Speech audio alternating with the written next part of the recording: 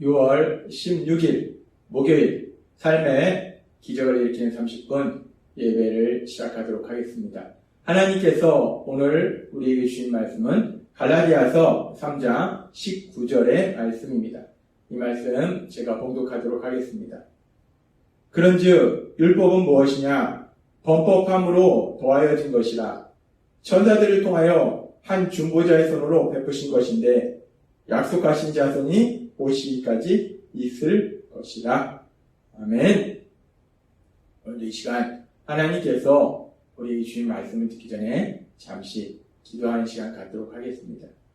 하나님 아버지, 오늘도 저희를 사랑하셔서 우리 하나님 아버지 저희를 만나주시고 저희에게 말씀해 주셔서 감사합니다. 하나님 아버지, 오늘도 저희의 마음의 문을 열어주셔서 하나님께서 저희에게 주신 말씀을 듣게 하시고 그 말씀을 통해서 저희가 진리를 알게 하시고 진리 안에서 자유함을 누리는 저희가 될 수 있도록 은혜 베풀어 주옵소서. 예수님의 이름으로 감사하며 기도드리옵나이다. 아멘. 하나님께서 어제 우리에게 말씀해 주셨습니다. 하나님께서 율법을 주신 이유는 아브라함에게 약속을 주시고 그 아브라함의 후손에게 약속을 주시니 이후에 440년이 지난 이후에 율법을 주셨는데 그 율법을 주신 목적이 무엇인가? 율법을 통해서 죄를 깨닫고 그래서 우리 죄를 위하여 십자가에 돌아가신 예수님, 그 예수님을 믿도록 하기 위해서 율법을 주셨다라고 말씀하셨어요. 그렇습니다. 하나님께서 율법을 주신 목적은 죄를 깨닫도록 하기 위해서, 무엇이 죄인지를 알도록 하기 위해서 하나님께서 율법을 주셨다는 거예요. 근데 여기서 그렇게 죄를 깨닫도록 하기 위해서 율법을 주셨는데 중요한 것은 그러면 누구의 죄를 깨닫도록 하기 위해서 율법을 주셨냐는 거예요. 하나님께서 갈라디아서 3장 19절의 말씀을 통해서 우리에게 말씀하신 것처럼 그런즉 율법이 무엇이냐? 범법함으로 더해진 것이다. 율법을 하나님께서 왜 주셨느냐? 율법이라는 것이 무엇이냐? 범법함으로 더해진 것이다. 사람들이 계속해서 죄를 짓기 때문에 하나님께서 율법을 주신 것이다 라고 말씀한다는 거예요. 하나님께서는 사람들이 계속해서 죄를 짓는 삶을 살기 때문에 율법을 주셔서 무엇이 죄인지를 분명히 알도록 깨닫도록 하기 위해서 율법을 주셨다는 거예요. 그런데 그 율법이 누구의 죄를 깨닫도록 하시기 위해서 주신 것이냐는 거예요. 그것은 하나님께서 어제도 우리에게 말씀해 주셨지만 율법의 말씀을 통해서 자신이 지은 죄를 깨닫게 되면 죄사함의 필요성을 절실히 느끼게 되고 그래서 예수님을 구주와 주님으로 믿음으로 인해서 결국 구원을 받는다라고 말씀하셨어요. 하나님께서 율법을 주셨는데 율법을 통해서 죄를 깨닫도록 하시기 위해서 율법을 주셨는데 누구의 죄를 깨닫도록 하시기 위해서 율법을 주셨는가? 바로 나 자신의 죄를 깨닫도록 하시기 위해서 하나님은 율법을 주셨다는 거예요. 내가 죄를 깨닫고 내가 예수님 믿어서 내가 구원받도록 하시기 위해서 하나님께서는 율법을 주셨다는 거예요. 근데 그렇게 하나님께서는 나 자신의 죄를 깨닫도록 하시기 위해서 율법을 주셨는데 그런데 아담과 하와의 범죄 이후로 타락한 사람들, 그래서 죄를 지으려는 성향을 가지고 있는 그런 원죄를 가지고 세상을 살아가는 사람들, 더군다나 에베소 2장 2절의 말씀처럼 그때에 너희는 그 가운데서 행하여 이 세상 풍조를 따르고 공중의 권세 잡은 자를 따랐으니 라는 말씀처럼 악한 사단의 거짓말에 속아서 살고 있는 어리석고 미련한 세상 사람들, 그렇게 어리석고 미련한 사람들은 하나님께서 자신의 죄를 깨닫도록 하시기 위해서 율법을 주셨는데 근데 참으로 슬픈 일들이 계속해서 일어납니다. 어떤 슬픈 일들이 일어나는가? 하나님이신 예수님께서 죄를 지은 우리를 구원하시기 위해서 이 땅에 오셨을 때 예수님께서는 마태복음 23장 2절에서 4절에 이렇게 말씀합니다. 율법학자들과 바리새파 사람들은 모세의 율법을 가르치는 사람들이다. 그러므로 너희는 그들이 말하는 것이 무엇이든지 따르고 지켜야 한다. 그러나 그들의 행동은 본받지 마라. 그들은 말만 하고 실천하지 않는다. 그들은 무거운 짐을 남의 어깨에 지우고 자기들은 손끝 하나 까딱하려 하지 않으며 라고 말씀합니다. 율법학자들과 바리새인들, 하나님의 말씀에 대해서, 율법에 대해서 잘 알고 있는 이들이 그렇게 율법을 잘 알아서 무엇을 하는가? 율법을 잘 알아서 사람들을 가르치더라는 거예요. 율법을 잘 알고 있는 율법학자와 바리새인들이 사람들에게 율법을 가르치더라는 거예요. 근데 사람들에게 가르치긴 하는데 자신들은 그 율법을 전혀 실천하지 않는다는 거예요. 그렇습니다.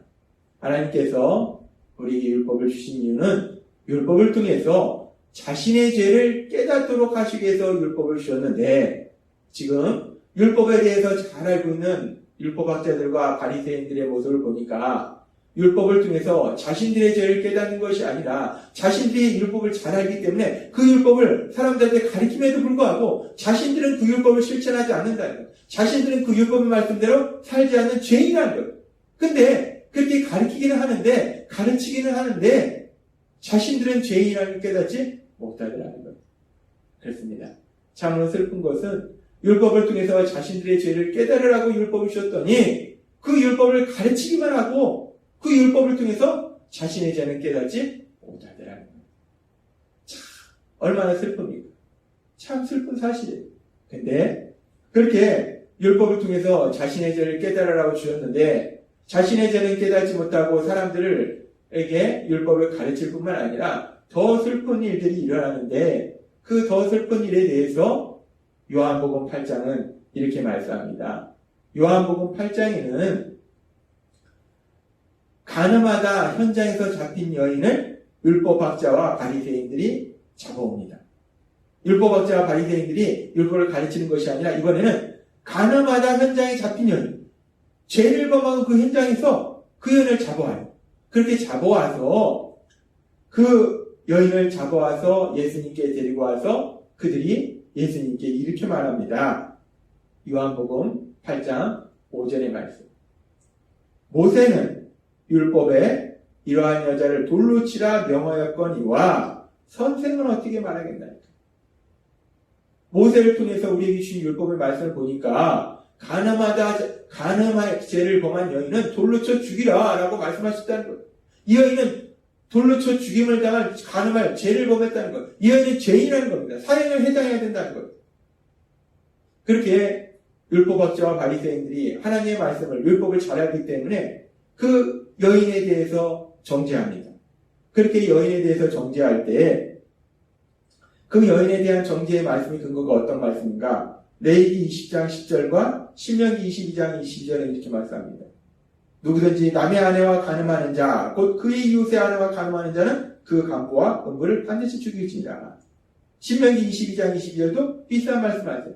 하나님께서 이렇게 율법에 분명히 간음의 죄를 범했으면 사형에 처한다라고 말씀하셨는데 이 여자는 사형에 처한다라고 그 여인을 정죄하더라는 거예요. 그렇게 그 여인을 정죄할 때 율법에 대해서 잘 알고 있는 그들이 정죄할 때 예수님께서 그들을 향해서 뭐라고 말씀하십니까? 요한복음 8장 7절은 이렇게 말씀합니다. 그들이 묻기를 맞이하는지라 이에 일어나 이르시되 너희 중에 죄 없는 자가 먼저 돌로 치라. 예수님께서 말씀하십니다. 그 여인에 대해서 정죄하고 있는 그들을 향해서 그래 율법에서 죄를 범했을 때 그렇게 간음죄를 범했을 때 사형에 처한다 라고 말씀했기 때문에 너희가 그 율법의 말씀대로 이 여인을 사형에 처하려면 좋다. 그러면 먼저 너희가 그 율법의 말씀을 다 지키고 죄가 없는 사람이 있으면 그래서 그 여인에 대해서 정죄할 수 있는 자격이 있으면 그럼 돌로 쳐라 라고 예수님이 말씀하십니다. 그랬더니 이 말을 들은 사람들의 반응에 대해서 성경은 계속해서 이렇게 말씀합니다. 요한복음 8장 9절 말씀. 그들이 이 말씀을 듣고 양심의 가책을 느껴 어른으로 시작하여 젊은이까지 하나씩 나아가고 오직 예수와 그 가운데 섰는 여자만 남았다. 예수님께서 맞다 율법에 이러이러한 죄를 범했으면 이렇게 정죄해서 이런 형벌을 가하라 라고 말씀하셨으니까 그렇게 정죄하고 형벌을 가하는데, 근데 너희 중에 그런 죄를 범하지 않은 사람이 있으면, 정죄받지 않을 사람이 있으면 그렇게 해라 라고 예수님이 말씀하십니다. 예수님께서 그렇게 말씀하셨을 때 사람들은 자신들의 모습을 돌아본 거예요.